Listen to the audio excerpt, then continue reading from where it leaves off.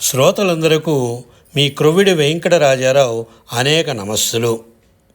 ఈరోజు నుండి ప్రతి సోమ బుధ శుక్రవారాలలో శ్రీమద్భాగవతంలోని దశమస్కంధంలో వివరించిన శ్రీకృష్ణ లీలలను సీరియల్గా వరుసగా చెబుతాను. మీరు వింటూ ఉంటే మీకు భాగవతం చదువుతున్నామన్న తృప్తి కలుగుతుంది.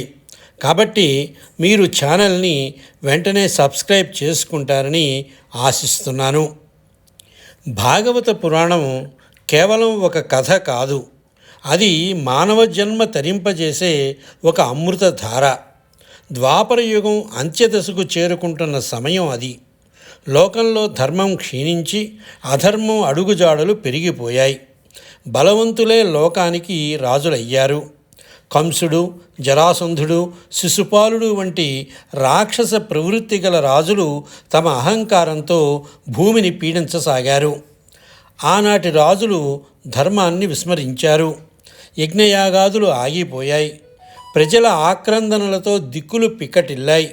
ముఖ్యంగా కోట్లాది అక్షౌహిణీల సైన్యంతో మదగజాలతో నడయాడే ఆ రాజుల పాదాల భారానికి భూమాత వణికిపోయింది.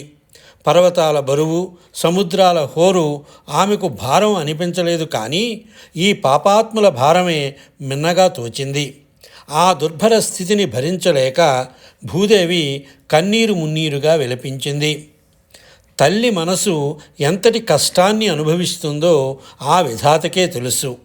అందుకే భూదేవి ఒక ఆవు రూపం ధరించి కన్నుల వెంట అశ్రువులు కారుస్తూ బ్రహ్మదేవుని సత్యలోకానికి వెళ్ళింది. దీనంగా అంబా అని అరుస్తూ పితామహుని పాదాలపై పడింది. ఓ పితామహ, ధర్మం నశించిపోతోంది.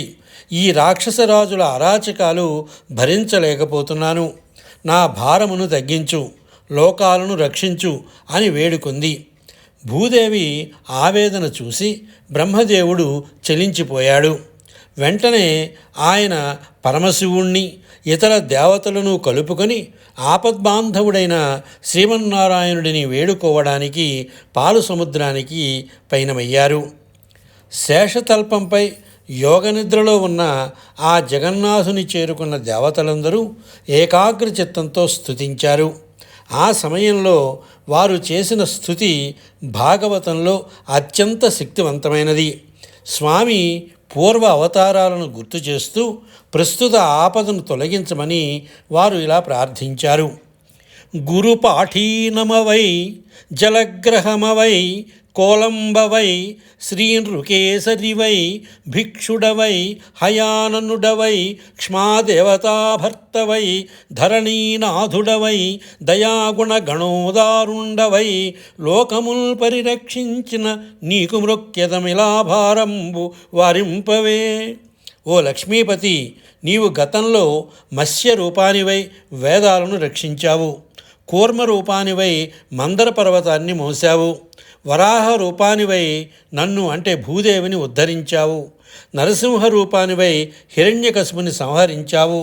ఇలా ప్రతి యుగంలోనూ శత్రువులను క్షయం చేసి ధర్మాన్ని నిలబెట్టిన ఓ దేవదేవ, ఇప్పుడు కూడా మా వ్యధలు తీర్చడానికి ఆ మధురా నగరంలో అవతరించవయ్యా అని వేడుకున్నారు.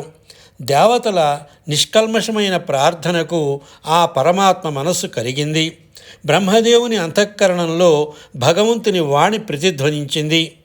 ఆ దివ్య సందేశాన్ని బ్రహ్మదేవుడు అందరికీ వివరించాడు. దేవతలారా, భయపడకండి. లోక కళ్యాణం కోసం శ్రీమన్నారాయణుడు త్వరలోనే మధురా నగరంలో యదువంశపు పుణ్యదంపతులైన దేవకీ వసుదేవుల అష్టమ సంతానంగా అవతరించబోతున్నాడు. ఆ స్వామి కంటే ముందే ఆయనకు సేవ చేయడానికి ఆదిశేషుడు బలరాముడుగా జన్మిస్తాడు. మీరు కూడా భూలోకంలో యాదవులుగా, గోపికలుగా జన్మించి ఆ కృష్ణ పరమాత్మ లీలల్లో పాలు పంచుకోండి. భగవంతుని మాయాశక్తి అయిన యోగమాయ కూడా నందగోకులంలో జన్మించి స్వామి కార్యానికి సహకరిస్తుంది. ఈ మాటలు వినగానే భూదేవి మనసు తేలికబడింది.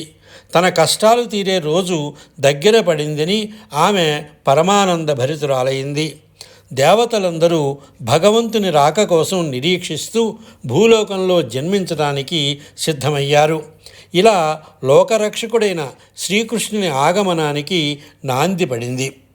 విన్నారుగా, వింటే లైక్ చేయండి. తిరిగి మళ్ళీ బుధవారం నాడు కలుద్దాం.